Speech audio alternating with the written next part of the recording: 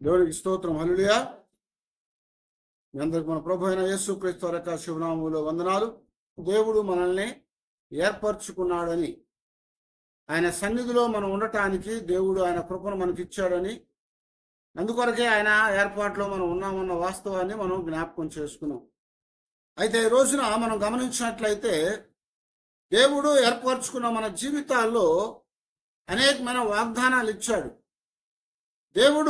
దేవుని యొక్క లేఖనాల్లో మానవ జీవితాలకి అనేకమైనటువంటి వాగ్దానాలు ఇచ్చినప్పటికీ, అయితే ప్రత్యేకంగా దేవుడు తన పిల్లలైనటువంటి వారికి ఆయనతో ఉండటానికి కొన్ని వాగ్దానాలు ఇచ్చినట్టుగా దేవుని వాక్యం మనకి ఇక్కడ జ్ఞాపకం చేస్తా ఉంది. చాలా పర్యాలు చెప్పాను. భక్తుడు పౌలు గారు కొరింథీ పత్రికలో చెప్తా ఉన్నాడు, దేవుడు మనకిచ్చిన వాగ్దానములన్నీ కూడా అవును ఆమేన్ రాయబడతా వచ్చు. కనుక ఆయన ఇచ్చిన ప్రతి వాగ్దానము కూడా మన జీవితాల్లో అది నెరవేరాలని కోరుకుంటున్నాడు దేవుడు. ఆ వాగ్దానాలన్నీ కూడా మనం ఎల్లప్పుడూ కూడా కలిగిన వారమై ప్రభు యొక్క పాదాల దగ్గర సంతోషించే వారంగా ఉండటానికి ఎల్లప్పుడూ కూడా దేవునితో మనం నడవాలి. అలా నడిచినప్పుడే దేవుని యొక్క వాగ్దానాలు మన జీవితాల్లో నెరవేర్పును పొంది దేవుని యొక్క ఆశీర్వాదాలతో నింపబడతాము.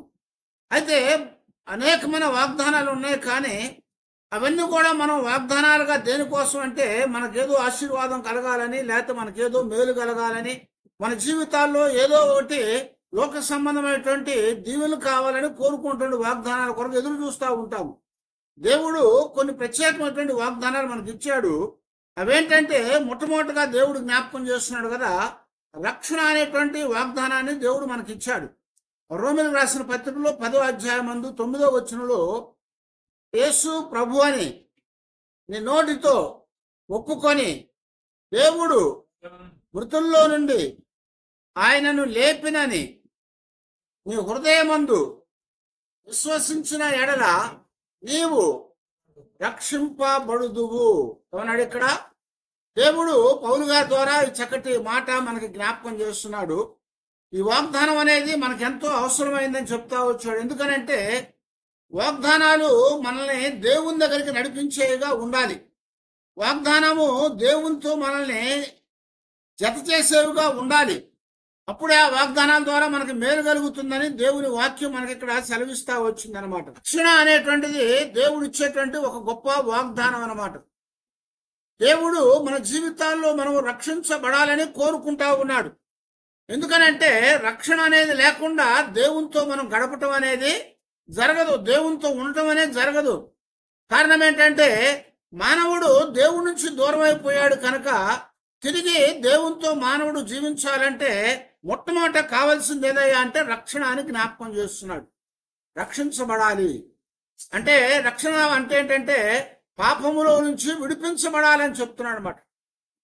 పాపములో నుంచి విడిపించబడాలి. పాపంలో నుంచి విడిపించబడకపోతే రక్షణ అనేది లేదు. రక్షణ అనేది ఎప్పుడు వాడతాం మనం సామాన్యంగా ఆ మాటనే ఏదైనా ఇబ్బందుల్లో ఉన్నప్పుడు, కష్టంలో ఉన్నప్పుడు, ఏదైనా ప్రమాదంలో ఉన్నప్పుడు ఆ పదాన్ని వాడతాం. ఎందుకంటే అందులోంచి విడిపించబడటానికి అయ్యాన్ని రక్షించనని కోరుతాము.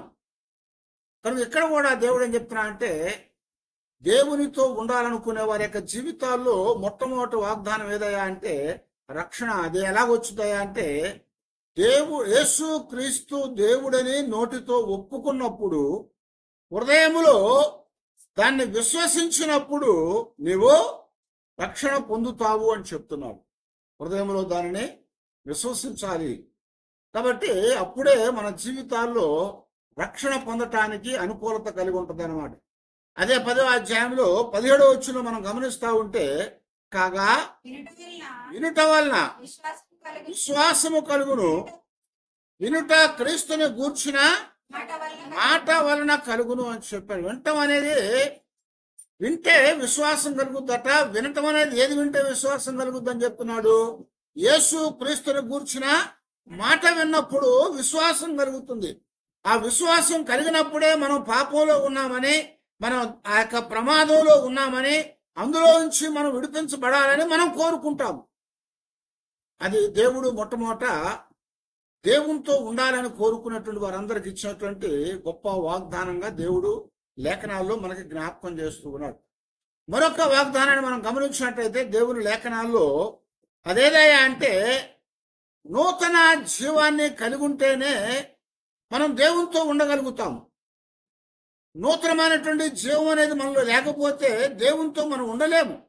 అందుకే అదే పౌలు గారు కొరింథీయులకు రాసినటువంటి 2 కొరింథీ పత్రికలో 5వ అధ్యాయం 17వ వచనంలో చెప్తున్నాడు. చూడండి, కాగా ఎవడైనాను క్రీస్తు యేసునందు ఉన్న ఎడల వాడు నూతన సృష్టి, పాతవి గతించెను, ఇదిగో క్రొత్త వాయెను అని జ్ఞాపకం చేశాడు.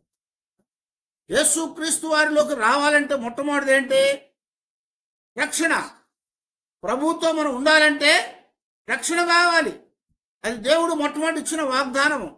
ఆ వాగ్దానాన్ని పొందిన వెంటనే మరొక వాగ్దానం మనం పొందగలుగుతాము. అదేదయ్యా అంటే నూతన పరచబట్టం, కొత్తగా చేయబట్టం, నూతన సృష్టిగా చేయబట్టం అని చెప్తున్నాడు.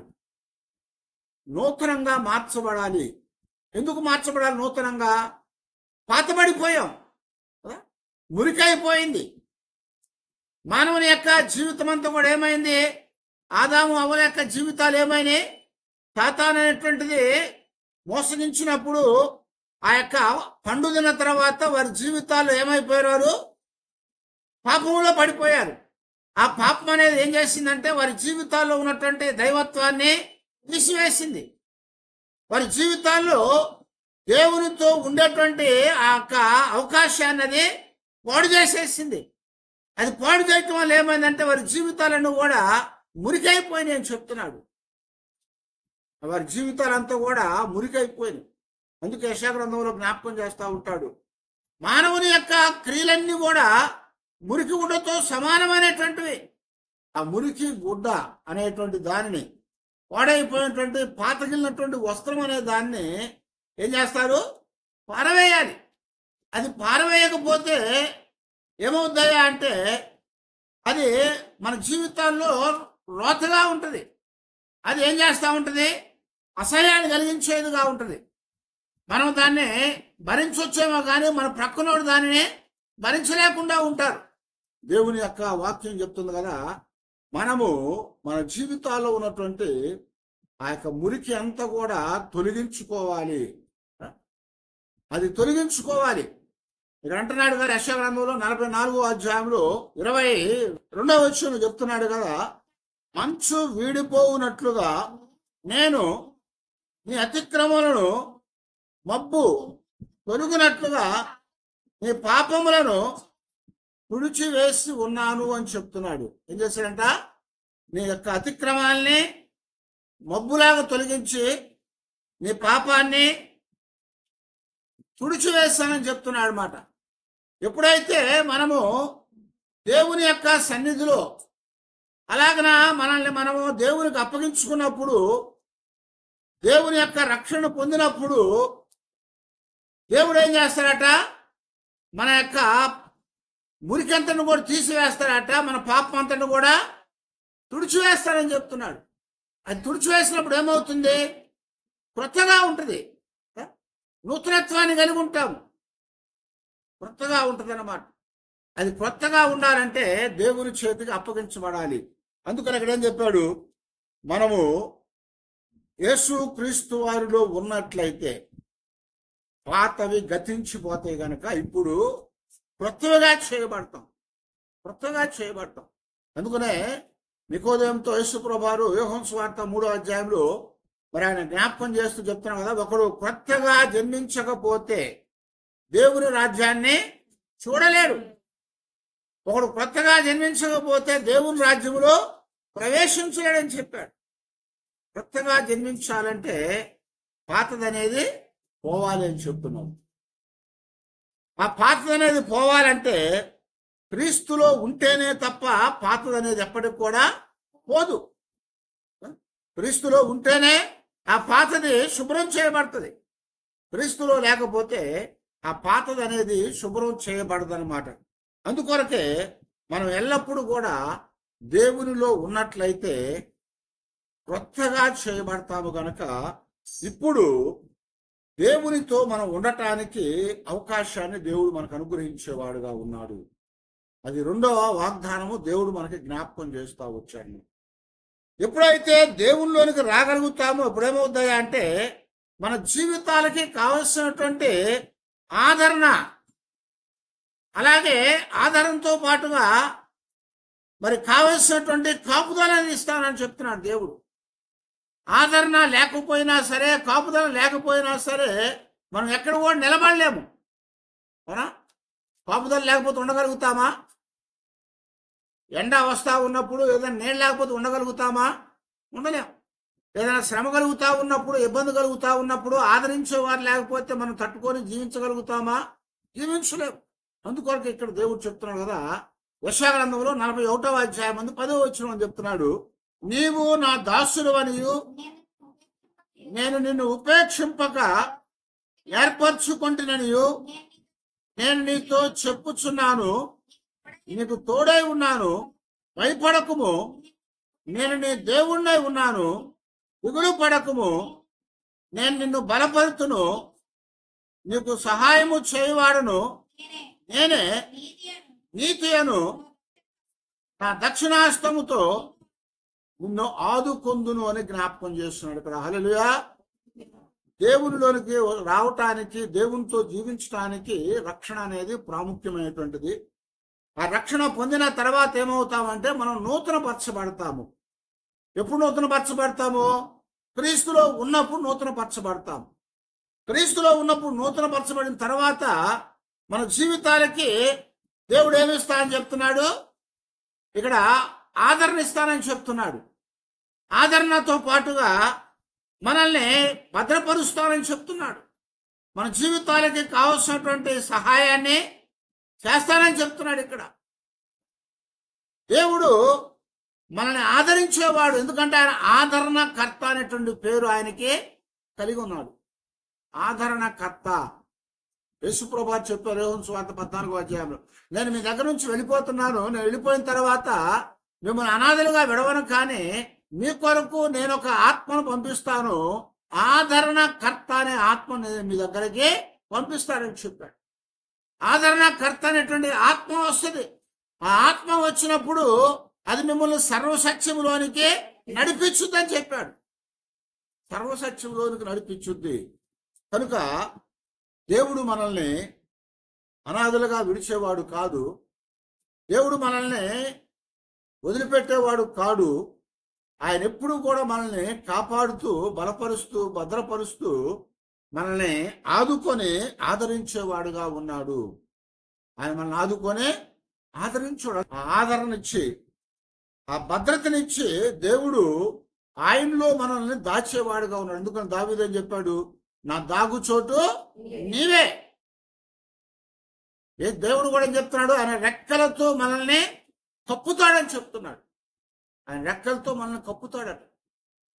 ఆయన రెక్కల నీడలో మనకి ఆశ్రయాన్ని కలిగించేవాడుగా ఉన్నాడు అని ఇక్కడ దేవుడు మనకు సెలవిస్తా వచ్చాడు. మనం కాచేవాడు. ఆ కాచిన తర్వాత ఆయన ఏం చేస్తున్నాడు తెలుసా?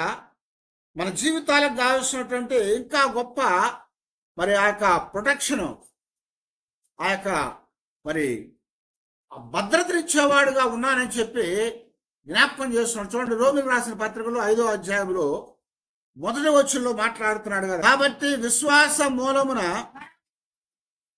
మనము నీతిమంతులుగా తీర్చబడి మన ప్రభు అయిన యేసు క్రీస్తు ద్వారా దేవునితో సమాధానము కలిగి ఉందుము అని చెప్తా వచ్చాడు. అవునాడు? దేవునితో సమాధానము కలిగి ఉంటామని చెప్తున్నాడు. మన జీవితాల్లో సమాధానం అనేది లేకుండా పోయింది. సమాధానం లేకుండా పోవటం వల్లే దేవునికి దూరస్తులైపోయాము. అయితే పౌలు గారు చెప్పినట్టుగా అనేక పర్యాయాలు దేవుడు మనలను దూరస్తులుగా ఉన్న వారిని ఆయన సమీపస్తులుగా చేసుకున్నాడు, సమీపస్తులుగా తీసుకొని వచ్చాడని చెప్తున్నాడు. ఆయన సమీపస్తులుగా తీసుకురావటం మాత్రమే కాదు, కానీ ఆయన మనకి పోగొట్టుకున్నటువంటి సమాధానాన్ని ఇచ్చాడని చెప్తున్నాడు. మనం పోగొట్టుకున్నటువంటి సమాధానాన్ని ఇచ్చాడు. సమాధానం అనేది లేకపోతే మనము లోకంలో జీవించలేం. లోకంలో జీవించలేం. ఎందుకనంటే సమాధానం అనేది మనల్ని ప్రశాంతంగా ఉండేట్లు చేస్తుంది. ఈ రోజున మనుషుల యొక్క జీవితాల్లో మనం గమనించినట్లయితే సమాధానం లేకపోవటం ద్వారా యుద్ధాలు జరుగుతున్నాయి కదా. సమాధానం లేకపోవడం ద్వారా యుద్ధాలు జరుగుతున్నాయి, భయంకరమైనటువంటి పోరాటాలు జరుగుతున్నాయి, దేశాల మధ్యలో జరుగుతున్నాయి, మరి రాష్ట్రాల మధ్యలో జరుగుతూ ఉన్నాయి. చిన్న చిన్న వాటి విషయంలో కూడా అనేకమైనటువంటి పోరాటాలు జరుగుతూ ఉన్నాయి. ఎందుకయ్యా అంటే సమాధాన పడకపోవటం ద్వారా. అందుకనే దేవుడు చెప్తున్నాడు కదా, నేను మీకు సమాధానాన్ని ఇస్తానని చెప్తున్నాడు. ఆ సమాధానాన్ని ఇచ్చి ఆ సమాధానం ద్వారా మనల్ని కాపాడుతానని చెప్తున్నాడు అనమాట. సమాధానం ద్వారా మనల్ని దేవుడు కాపాడేవాడు. అందుకొరకు చెప్తున్నాడు కదా, విశ్వాసం మూలమున మనము నీతిమంతులుగా తీర్చబడ్డాము అన్నాడు. ఆ విశ్వాసం మూలంగా నీతిమంతులుగా తీర్చబడినటువంటి మనము మన ప్రభు అయినటువంటి యేసు క్రీస్తు వారితో సమాధానము కలిగి ఉంటాము. యేసు క్రీస్తు వారితో సమాధానము కలిగి ఉంటాము. ఎందుకంటే యెషయా గ్రంథంలో చెప్పినట్టుగా ఆయనకి ఇవ్వబడ్డటువంటి అనేకమైన పేరుల్లో ఒక పేరేంటి? సమాధాన కర్త, దాని యొక్క అధిపతి. సమాధాన కర్త, దాని అధిపతి. ఆయన సమాధానానికి కర్త అయి ఉన్నాడు, దాని అధిపతి అయి ఉన్నాడు కనుక ఆయనే మనల్ని సమాధానంలోకి నడిపించేవాడు. ఆయనే సమాధానంలోకి మనల్ని నడిపించేవాడు. ఎందుకంటే మానవుడు దేవుని మాట వినకుండా సాతాను మాట విన్న తర్వాత ఏమైపోయింది? వాళ్ళ జీవితాల్లో సమాధానం కరువైపోయింది. సమాధానాన్ని పోగొట్టుకున్నారు. అయితే ఆ సమాధానాన్ని ఇచ్చేవాడు ఎవరయ్యా అంటే లోకములో మరి ఏది కూడా లేదు. ఆ సమాధానం కావాలనే మనుషులు అనేకమైన కార్యాలు చేస్తూ ఉంటారు.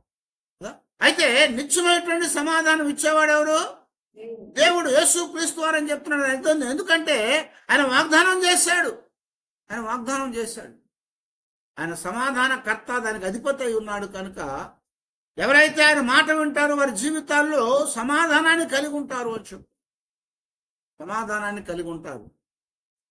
ఆ సమాధానము ఆయన మాత్రమే ఇస్తాడు. యోహాను సువార్తలో మరి ప్రభువు చెప్పినట్లుగా నా సమాధానమునే నేను మీకు ఇస్తున్నాను, సంపూర్ణమైనటువంటి సమాధానము, శాంతిని నేను మీకు ఇస్తున్నానని చెప్పి ప్రభు జ్ఞాపకం చేస్తున్నాడు. యోహాను సువార్త 14వ అధ్యాయం. యోహాను సువార్త 14వ అధ్యాయం 27వ వచనం చూడండి. సమాధానం మీకు అనుగ్రహించి వెళ్ళుచున్నాను, నా సమాధానమే మీకు అనుగ్రహించుచున్నాను. లోకమిచ్చినట్లు నేను మీకు అనుగ్రహించడం లేదు. మీ హృదయములను కలవరపడనీయకుడి, వెరవనీయకుడి అని జ్ఞాపకం చేస్తున్నాను. శాంతి, సమాధానం రెండు ఒకటే దాదాపుగా. అయితే దేవుడు సమాధానం ఇస్తానని చెప్తున్నాడు. సమాధానం అంటే ఏమంటాం ఇంగ్లీష్లో? పీస్ కదా, పీస్ అంటాం. అయితే ఆ యొక్క సమాధానాన్ని దేవుడు ఇస్తానని చెప్పాడు. ఆ సమాధానం ఎలాగిస్తానని చెప్తున్నాడు? లోకం ఇచ్చినట్లు కాదట. లోకము ఇచ్చినట్లు కాదు. ఎందుకని ఇందాక మనం చెప్పుకున్నట్టుగా అనేకమైన పనులు చేస్తూ ఉంటారు. దేనికి చేస్తూ ఉంటారు? సమాధానం పొందటానికి, కాసేపు శాంతంగా ఉండటానికి. కానీ అవి ఎంతసేపు అంటే కొద్దిసేపే ఉంటాయి. లోకం ఇచ్చేది ఎంతసేపు అంటే కొద్దిసేపే. కానీ దేవుడు ఇచ్చేది ఎంతసేపు అంటే శాశ్వతమైనది అనమాట, శాశ్వతమైనటువంటిది. అందుకే ఇక్కడ లోకం ఇచ్చినట్లు కాదు, నేను మీకు సంపూర్ణ సమాధానాన్ని నేను మీకు అనుగ్రహిస్తున్నాను అని చెప్తున్నాను. సంపూర్ణమైనటువంటి సమాధానం ఇది దేవుని వలన మాత్రమే కలుగుతుంది. అది దేవుడు మనకిచ్చినటువంటి ఒక వాగ్దానం అన్నమాట. అందుకే పౌలు గారు చెప్తా ఉంటాడు, ఇదిగో జ్ఞానమునకు మించిన దేవుని సమాధానము మీ హృదయములలో ఏలుబడి చేయునుగాక అని చెప్తున్నారు. సమస్తమైన జ్ఞానానికి మించిన సమాధానం. తూర్పు దేశస్తులు ఏమనుకుంటారంటే జ్ఞానం అనేదే అన్నిటికంటే ముఖ్యమైనది, జ్ఞానం అనేదే మనం రక్షించుద్ది, జ్ఞానం అనేదే మనల్ని నెమ్మదిగా ఉంచుద్ది అనుకుంటారు. జ్ఞానం రక్షించుద్ది కానీ సంపూర్ణమైన రక్షణ కాదు. జ్ఞానం అనేది మనల్ని నెమ్మదిగా ఉంచుద్ది కానీ నిత్యం కాదు. అయితే ఆ జ్ఞానం పొందినటువంటి వారు చాలా మంది పిచ్చివాళ్ళు అయిపోయారు. చివరికి సొలొమోను కూడా అలాంటి వాడైపోయాడు. ఎంత గొప్ప జ్ఞాని సొలొమోను కదా. ఆయనట ఓడ మీద మలిచినటువంటి నాచు మొక్కలట, దాన్ని మొదలుకొనట, అది మన కంటికే కనపడదు మొక్కలాగా, దాన్ని మొదలుకొని దేవదారు వృక్షముల వరకు అట. దేవదారు వృక్షాలంటే మనం కనీసం కళ్ళు తలకాయ పైకెత్తి చూడటానికి కూడా అవ్వదు, ఎందుకంటే పడుకొని చూడాలటిని. 150 అడుగుల పైన ఉంటాయి అవి, 150 అడుగుల పైన ఉంటాయి. అయితే దేవుడు అక్కడ చెప్తున్నాడు కదా, ఆ నాచు మొక్కల దగ్గర నుంచి దేవదారు వృక్షాల వరకు కూడా ఆయన అనేకమైన శాస్త్రాలను రాసినటువంటి సొలొమోను అట ఏమైపోయాడ, చివరికి ఆయన వ్యర్థుడైపోయాడు. అందుకనే ఏమన్నాడు, వ్యర్థం వ్యర్థం సమస్తం కూడా వ్యర్థమే లోకంలో అని చెప్పేశాడు. సమస్తం కూడా వ్యర్థమే, సూర్యుని కింద ఉన్న సమస్తం కూడా వ్యర్థమే అని చెప్తున్నాడు. కానీ ఇక్కడ దేవుడు చెప్తున్నాడు కదా, సమాధానము, నా సమాధానం మీకు అనుగ్రహించి వెళ్ళుచున్నాను, నా సమాధానమే మీకు అనుగ్రహిస్తున్నానని చెప్తున్నాడు. ఇది లోకం ఇచ్చే సమాధానం కాదు, ఎవరో ఇచ్చే సమాధానం కాదు, చదవటం వల్ల లేకపోతే చూడటం వల్ల లేకపోతే నేర్చుకోవటం వల్ల వచ్చే సమాధానం కాదు. ఇది దేవుని వలన అనుగ్రహించబడ్డటువంటి సమాధానం. అది ఆయన మాత్రమే ఇవ్వగలిగింది. కారణం ఏంటంటే దానికి కర్త కర్మ క్రియ సమస్తము కూడా ఆయనే. దాన్ని ప్రారంభించిన వాడు, దాన్ని కొనసాగించేవాడు ఆయనే. కనుకనే ఆయన ద్వారా మనకు అది పొందుతాం. అందుకనే నా సమాధానం మీకు అనుగ్రహించి వెళ్ళుచున్నాను, లోకం ఇచ్చినట్లు కాదు, నేను మీకు అనుగ్రహించట్లేదు, కానీ మీ యొక్క హృదయంలో కలవరపడవద్దు అని చెప్పాడు ప్రభు. మీ హృదయాల్లో కలవరపడవద్దు, ఎందుకంటే ఆ సమాధానం దేవుని వలన కలుగుతుంది. అది దేవుడు ఇచ్చినటువంటి ఒక వాగ్దానము. ఆ సమాధానం చేత తర్వాత ఏం చెప్తున్నాడంటే, మనకు కావలసిన సమస్త పోషణ ఇచ్చానని చెప్తున్నాడు. సమస్త పోషణ ఇచ్చానని చెప్తున్నాడు. ఫిలిప్పీయులకు రాసిన పత్రికలో 4వ అధ్యాయం 19వ వచనంలో, కాగా దేవుడు తన ఐశ్వర్యము చొప్పున క్రీస్తు యేసునందు మహిమలో మీ ప్రతి అవసరమును తీర్చును అని జ్ఞాపకం చేస్తున్నాను. మీ ప్రతి అవసరాన్ని దేవుడు తీరుస్తాడట. ఎక్కడ తీరుస్తాడని చెప్తున్నాడు, తన ఐశ్వర్యము చొప్పున క్రీస్తు యేసు మహిమలో నుంచి. ఆయన ఐశ్వర్యవంతుడు, ఆయన ఐశ్వర్యవంతుడు కాబట్టి ఆయన క్రీస్తులో ఉన్నటువంటి మహిమ ద్వారా మన ప్రతి అవసరాన్ని ఆయన తీరుస్తానని చెప్తున్నాడు. ప్రతి అవసరం, ఏ అవసరం ఉన్నా సరే, ఏ ఎక్కడున్నా సరే, అది ఎక్కడి నుంచి మనం పొందుతాము, దేవుని దగ్గర నుంచే, యేసు క్రీస్తు వారి దగ్గర నుంచి అని చెప్తున్నాడు. ఎందుకంటే యాకోబు చెప్పినట్టుగా భూ సంబంధమైన పర సంబంధమైన ప్రతి ఆశీర్వాదమును ప్రతి ఈవియు ఎక్కడి నుంచి వస్తే, జ్యోతిర్మయుడైనటువంటి తండ్రి అయినా దేవుని దగ్గర నుంచి వస్తాయని చెప్పాడు. ఎలాగయ్యా అంటే ఆయన ఐశ్వర్యవంతుడు. ఐశ్వర్యవంతుడు అంటే ఏంటి? గొప్పవాడు, ధనవంతుడు. ఐశ్వర్యం అంటే ధనం, ఆస్తిపరుడు. ఆయన ఆస్తిపరుడు. ఎందుకని? లోకమంతా ఆయనదే. లేఖనాల్లో చెప్పినట్టుగా వెండి బంగారములు నావే అని చెప్తున్నాడు. వెండి నాదే, బంగారము నాదే, ఆ భూమి కింద పారే తైలమంతా నాదే, కొండల మీద ఉన్నటువంటి గొర్రె మేక మందలన్నీ కూడా నావే. సమస్తము ఆయనవే, సమస్తం కూడా ఆయనవే. ఎంత ఐశ్వర్యవంతుడు ఆయన! ఆయన ఇవ్వకపోతే మన దగ్గర శూన్యం, ఏమీ లేదు. దేవుడు ఇవ్వటం అంటే మన ప్రతి అక్కర కొలది దేవుడు మనకి అనుగ్రహించేవాడు. మన అక్కర కొలది దేవుడు మనకు అనుగ్రహించేవాడు. అంతేగాని మనం కోరుకున్నట్టు ఇచ్చేవాడు కాదు. అయితే ఇక్కడ దేవుడు చెప్తున్నాడు కదా, ఆయన మహిమైశ్వర్యములో నుంచి మన ప్రతి అవసరాన్ని ఆయన తీర్చేవాడు. ఎందుకంటే ఆయన ఐశ్వర్యవంతుడు, ఆయన మహిమలో నుంచి ఇచ్చేవాడు దేవుడు.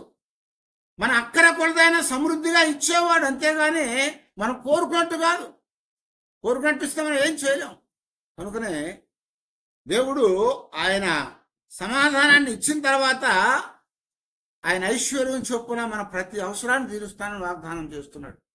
కాబట్టి దేవుడు ఇచ్చిన మరొక వాగ్దానం ఏంటంటే మన ప్రతి అవసరాన్ని దేవుడు మనకి తీరుస్తానని వాగ్దానం చేస్తూ వచ్చాం. ఆ తర్వాత మరొక వాగ్దానం ఇస్తున్నాడు. ఏదంటే మనము అడిగిన ప్రతి దానికి దేవుడు సమాధానం ఇస్తానని చెప్తున్నాడు. మనం అడిగిన ప్రతి దానికి దేవుడు సమాధానం ఇస్తానంటున్నాడు. ఇర్మీయా గ్రంథంలో 33వ అధ్యాయం 3వ వచనం చూడండి.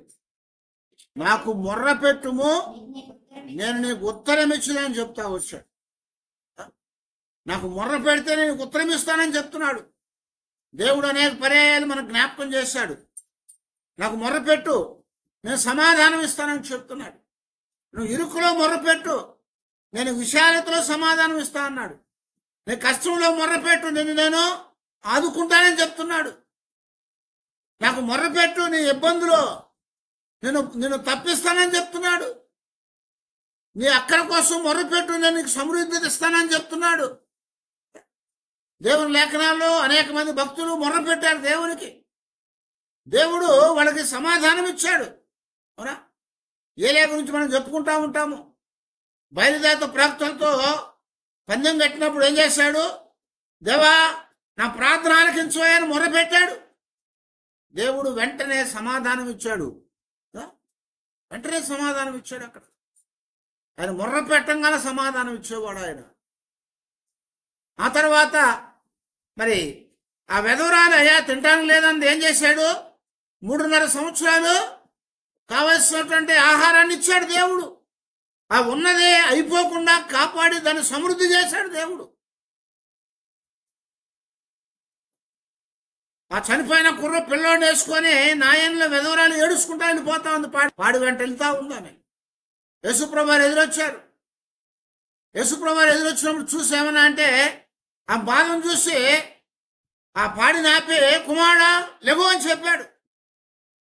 వెంటనే ఆ కుమారుడు లేకుండానే ఆ తల్లికిచ్చి నువ్వు సమాధానం కలిగి వెళ్ళమని చెప్పాడు ఆవిడ. అలా ఎంతో మంది ప్రభు దగ్గరకు వచ్చి వాళ్ళు అడిగారు. వాళ్ళు అడిగినప్పుడు దేవుడు వాళ్ళకి సమాధానం ఇచ్చాడు. వాళ్ళు అడిగినప్పుడు వాళ్ళకి ఉత్తరం ఇచ్చాడు. వాళ్ళు అడిగిన ప్రతిదీ కూడా దేవుడు వాళ్ళకి తీర్చాడు. మాకు రోగం తీర్చాయా అని చెప్పగానే నువ్వు స్వస్థ పొందని చెప్పాడు ఆడుకో. నా బాధలు తీర్చాయని చెప్పగానే నీ బాధలు తీసివేయబడుగాక అని చెప్పాడు ప్రభు. ఇలాగా ఆయన దగ్గరకు వచ్చిన ప్రతి వారికి ఆయన సమాధానం ఇచ్చాడు. అందుకనే మత్తయి సువార్త చెప్పాడు, అడగండి మీకు ఇవ్వబడును అని చెప్తున్నాడు. అడగండి మీకు ఇస్తానని చెప్పాడు. ఎందుకంటే అడుగు ప్రతి వారికి ఆయన అనుగ్రహించువాడు. అడుగు ప్రతి వారికి ఆయన అనుగ్రహించేవాడు. కాబట్టి ఆయన ఇచ్చినప్పుడు ఆయన మనం ఇచ్చిన దాన్ని మనం పొందినప్పుడు మన జీవితాల్లో ఏది అడిగితే దాన్ని ఇస్తాడు. నా పేరట మీరు ఏమడుగుతారో నేను మీకు అది అనుగ్రహిస్తానని చెప్పాడు. మొర్ర పెడితే సమాధానం ఇచ్చే దేవుడు ఆయన. మొర్ర పెడితే ఆయన మనకు ఉత్తరం ఇచ్చే దేవుడు. మనం ఎప్పుడు మొర్ర పెట్టినా, ఎలాగ మొర్ర పెట్టినా ఆయన మన మొర్రని ఆలకించేవాడు. అందుకని చెప్తాడు, ప్రార్థన ఆలకించేవాడా సర్వశరీరం వద్దకి వస్తారని కీర్తనలో జ్ఞాపకం చేస్తుంది. ప్రభు చెప్పాడు కదా, ఒక అన్యాయస్తుల న్యాయాధిపతి వాడే న్యాయం తీర్చినప్పుడు నా దగ్గరకు వచ్చి నన్ను అడుగు వారికి నేను న్యాయం తీర్చనా అని చెప్తా వచ్చాడు. నా దగ్గరకు వచ్చి నన్ను అడుగు వారికి నేను ఉత్తరం ఇవ్వనా అని చెప్తున్నాడు దేవుడు. మనము అడిగితే మొర్ర పెడితే ఆయన సమాధానం ఇచ్చి మన మొర్రకి ఆయన సమాధానం ఇచ్చే దేవుడు అని చెప్తున్నాం. మొర్రను ఆలకించేవాడు ఆయన. ఆయన ఆలకిస్తానని వాగ్దానం చెప్పాడు. నా యుద్ధకు వచ్చి నాకు మొర్ర పెట్టువాడు నేనేమాత్రం కూడా త్రోసివేయనని చెప్తున్నాడు. ఆయన దగ్గరకు వచ్చేవాడిని త్రోసివేయడు, ఆయనకు మొర్ర పెట్టేవాడిని త్రోసివేయడు. కనుక ఆయన మనకిచ్చిన వాగ్దానాల్లో మరొకటి మనం గమనించినట్లయితే, దేవుడు మన జీవితాల్లో ఆయన ఏమని చెప్తున్నా అంటే ఇక్కడ పరిపూర్ణమైన మహిమనిస్తానని చెప్తుంది. పరిపూర్ణమైన మహిమనిస్తానని చెప్తుంది. యోహాను సువార్తలో 14వ అధ్యాయం 1 నుంచి 4 వచనం కావాలి. మీ హృదయాల్ని కలవరపడనీయొద్దు. దేవుని యందు విశ్వాసం ఉంచుచున్నారు, నా యందు విశ్వాసం ఉంచండి. నా తండ్రి ఏంట అనేక నివాసములు కలవు, లేని యెడల మీతో చెప్పుదును. మీకు స్థలము సిద్ధపరచ వెళ్ళుచున్నాను. నేను వెళ్ళి మీకు స్థలము సిద్ధపరిచినప్పుడు నేనుండు స్థలములో మీరును ఉండులాగున మరలా వచ్చి నా యొద్ద ఉండుటకు మిమ్మను తీసుకొని పోవుదును. నేను వెళ్ళుచున్న స్థలమునకు మార్గము ఏదో మీకు తెలియనని చెప్పాను అని చెప్తున్నాను. ఎందుకు ఈ మాట చెప్పాడు ప్రభువారు అంటే, ఆయన మన జీవితాల్లో గొప్ప వాగ్దానం చేస్తాడు. ఏదయ్యా అంటే, ఈ లోకంలో మాత్రమే కాదు కానీ అది ఒక శాశ్వతమైనటువంటి ఆ మహిమనిస్తానని చెప్తున్నాడు ఇక్కడ. ఎందుకంటే నేను వెళ్తా ఉన్నాను. ఎందుకు వెళ్తున్నానంట? స్థలము సిద్ధపరచడానికి వెళ్తున్నాను. స్థలము సిద్ధపరచడానికి వెళ్తున్నాను. ఎవరి కోసం? మీకోసం. నేను వెళ్ళి మీకోసం స్థలం సిద్ధపరిచిన తర్వాత మరలా నేను వస్తాను. నేను వచ్చినప్పుడు నేను మిమ్మల్ని మరలా నాతో ఉండటానికి నేను మిమ్మల్ని తీసుకొని వెళ్తాను అని చెప్పు. ఎక్కడుంటానికి? ఎక్కడుంటానికి? తండ్రి ఇంటిలో. తండ్రి ఇల్లు ఎక్కడుంది? పరలోకంలో ఉంది. తండ్రి ఇల్లు ఎక్కడుంది? పరలోకంలో ఉంది. భూమి మీద లేదు. ఈ భూమి మీద శారీరకంగా మనల్ని కన్న తండ్రి ఇల్లు ఉంది. కానీ పరలోకంలో మన అందరి యొక్క పరమ తండ్రి అయినటువంటి దేవుని యొక్క నివాసం ఉంది. అక్కడ మన కొరకు స్థలం సిద్ధపరిచాడు దేవుడు. అక్కడ ఉండటానికి మనల్ని తీసుకుని వెళ్ళి అక్కడ ఉంచుతానని చెప్తున్నాడు. ఇది అన్నిటికంటే కూడా గొప్ప వాగ్దానం. ఎందుకంటే రాబోయేటువంటి మహిమలో మనం ఉండబోవటానికి కావలసినటువంటి వాగ్దానాన్ని ఇచ్చాడు ఇక్కడ. రాబోయేటువంటి మహిమలో మనం ఉండటానికి కావలసిన వాగ్దానాన్ని ఇస్తా ఉన్నాడు ఇక్కడ. కనుక యేసు ప్రభువారు ఆయన ఇచ్చినటువంటి అనేకమైన వాగ్దానాల్లో మహిమతో కూడిన వాగ్దానం ఇస్తా ఉన్నాడు. ఎందుకంటే పరలోకంలో ఉండటం అనేది అది చాలా గొప్ప సంఘటన. అవునా? పరలోకం పోవాలని అందరూ అనుకుంటారు. కానీ యేసు ప్రభువారు ఏం చెప్పాడంటే, ప్రభా ప్రభా పిలిచే ప్రతివాడు పరలోకం వెళ్ళాడు, కానీ తండ్రి చిత్తాన్ని నెరవేర్చేవాడు మాత్రమే వెళ్తాడని చెప్పాడు. ప్రభా ప్రభా అని పిలవటం చాలా మంది చేయొచ్చు, కానీ తండ్రి చిత్తము నెరవేర్చువాడు మాత్రమే పరలోకం వెళ్తారు. తండ్రి చిత్తాన్ని నెరవేర్చితే మనకు పరలోకం వెళ్తాం. కాబట్టి ఇక్కడ ఏమంటా అంటే, ప్రభు మీరు కలవరపడకుండా ఉంటే, మీ హృదయాల్లో మీరు నిబ్బరంగా ఉంటే, మీరు విశ్వాసంతో ఉంచితే, తండ్రి యందు విశ్వాసం ఉంచారు, అదే ప్రకారంగా నా మీద కూడా మీరు విశ్వాసం ఉంచండి. అప్పుడు నేను వెళ్ళి తండ్రి దగ్గర నివాసం ఏర్పాటు చేసి మరలా వచ్చి మిమ్మల్ని తీసుకొని వెళ్తాను అక్కడికి. అక్కడికి తీసుకెళ్ళినప్పుడు మీరు నిత్యమైనటువంటి మహిమలో తండ్రితో పాటు అక్కడ ఉంటారని చెప్తున్నాడు. నిత్యమైన మహిమలో తండ్రితో పాటు అక్కడ ఉంటారు. ఎందుకంటే ఈ భూలోకం అనేది శాశ్వతమైనది కాదు. అవునా? భూలోకం అనేది శాశ్వతమైనది కాదు. ఈ భూమి మీద మానవుల జీవితం అనేది శాశ్వతమైనది కాదు. కానీ అంతకంటే యుగయుగములు జీవించగలిగేటువంటి మరొక రాజ్యము, అది దేవుని రాజ్యం. అక్కడ ఉండటానికి మనకి నివాసాలు ఏర్పాటు చేశాడు. మరలా వచ్చి ఆయన మనల్ని తీసుకొని వెళ్ళి అక్కడ ఉంచుతానని చెప్తున్నాడు అన్నమాట. అక్కడ ఉంచుతానంటున్నాడు. కనుకనే ప్రభువు చెప్పినట్టుగా తండ్రి యొద్ద మనం అందరము కూడా ఆయనతో పాటు ఉండటానికి ఆయన మనకు ఒక వాగ్దానం చేశాడు. అది నిత్యమైనటువంటి మహిమ రాజ్యంలో మనల్ని చేరుస్తానని ఆయన వాగ్దానం చేస్తుంది. కనుక ప్రియ దేవుని బిడ్డలారా, అనేకమైన వాగ్దానాలు బైబిల్లో ఉన్నప్పటికీ ఒక విశ్వాసి దేవుని పిల్లలు సంతరించుకోవాల్సినటువంటి వాగ్దానం ఏదయ్యా అంటే ఈ 7 అని దేవుడు మనకి జ్ఞాపకం చేస్తా వచ్చాడు. ఆ 7 వాగ్దానాలు మనం పొందినట్లయితే అంతకు మించినటువంటి గొప్ప ఆశీర్వాదం అనేది ఇంకొకటి లేదని చెప్తున్నాను. మొట్టమొదట మనకు దేవుడు రక్షణ అనేటువంటి వాగ్దానాన్ని ఇచ్చాడు. ఆయన దేవుడని నోటితో ఒప్పుకొని హృదయంలో విశ్వసిస్తే రక్షణ పొందుతాము. ఆ రక్షణ పొందినప్పుడు ఆయన్ని ఒప్పుకున్నాం కాబట్టి ఇప్పుడు ఏమవుతాడో ఆయనలో ఉంటాం. ఆయనలో ఉన్నవాడు ఏమవుతాడంట? నూతన సృష్టి అవుతాడు. కొత్తగా చేసి దేవుణ్ణి చూడటానికి, దేవుని యొక్క రాజ్యాన్ని చూడటానికి, దేవుని రాజ్యంలోకి వెళ్ళటానికి ఒక అవకాశం పొందుతాము. ఆ తర్వాత దేవుడు మనకి ఈ భూమి మీద మనకి ఆదరణ అనేది లేదు, భద్రత అనేది లేకుండా జీవించాం. కాబట్టి ఇప్పుడు దేవుని చూసాం కాబట్టి మనకి ఒక భద్రత అనేది, ఆదరణ అనేది దేవుడు ఇస్తానని చెప్పి యెషయా గ్రంథం ద్వారా జ్ఞాపకం చేశాడు. ఆ తర్వాత ఏమన్నా అంటే ఆ భద్రతతో పాటు ఆ యొక్క ఆదరణతో పాటుగా ఒక శాశ్వతమైన సమాధానాన్ని ఇస్తానని చెప్తున్నాడు. లోకం ఇచ్చిన సమాధానం కాకుండా ఆయన ఇచ్చే సమాధానం గొప్ప సమాధానం. ఆ సమాధానాన్ని మనం పొందినప్పుడు మన జీవితాల్లో మన అక్కర్లన్నీ కూడా దేవుడు తీరుస్తాడు. ఆయన కృపా సమృద్ధిలో నుంచి క్రీస్తు యేసు వారి యొక్క మహిమలో మనం ప్రతి అక్కరనే తీరుస్తానని వాగ్దానం చేశాడు.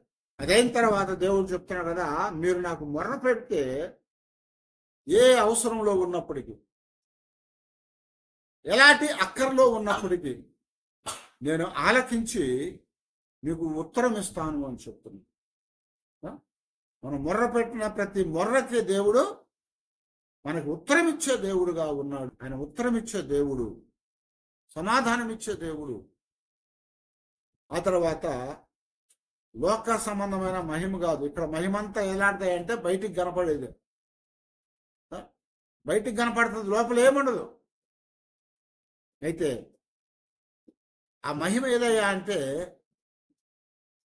పరలోకములో ఉండేటువంటి ఆ యొక్క రాబోయేటువంటి గొప్ప మహిమనిస్తానని చెప్తుంటాడు. ఆ మహిమ ఎక్కడ? దేవునితో ఉన్నప్పుడు. అదేదయ్యా అంటే తండ్రి ఇంటిలో పరలోకములో మనందరి కోసము నివాసాన్ని ఏర్పాటు చేసి అక్కడ మనము ఉండటానికి ఆయన సిద్ధపరిచాడు. కనుక ఆయన వచ్చి మనల్ని అందరిని తీసుకుని వెళ్తాం. ఇది గొప్ప వాగ్దానం. అన్నిటికంటే కూడా దేవుని పిల్లలంగా మనం కలిగిన వారమై దేవునితో మనం ముందుకు నడవాలి. అప్పుడే మన జీవితానికి ఒక ధన్యత కలుగుతుంది, ఒక ఆశీర్వాదం కలుగుతుంది. లేకపోతే దేవుడు బైబిల్లో ఇచ్చిన అనేక వాగ్దానాలు ఉన్నాయి. నిన్ను ఆస్తికర్తలుగా చేస్తా అన్నాడు, నీకు ఆరోగ్యం ఇస్తా అన్నాడు, నిన్ను బలపరుస్తా అన్నాడు, నీకు తోడుగా ఉంటా అన్నాడు, నిన్ను దీవిస్తానని చెప్పాడు. ఎన్ని తీసుకున్నా కానీ అవన్నీ కూడా ఇక్కడ వరకే ఉంటాయి. కానీ ఇప్పుడు దేవుడు చెప్పిన 7 వాగ్దానాలు అయితే మన జీవితాల్లో ప్రభుతో ఉండేట్లు చేస్తాయి. కనుక వాటి కొరకు మనం ఆశ కలిగి, వాటి కొరకు మనం ప్రయాసపడి దేవుని దగ్గర ప్రార్థన చేసుకున్నాం. దేవుడు మన జీవితాలకు కావాల్సినటువంటి గొప్ప ఆదరణ మనకు అనుగ్రహించి నడిపించి సహాయం చేసేట్టుగా ప్రార్థన చేసుకున్నాం. తల వంచి ప్రార్థన చేసుకున్నాం.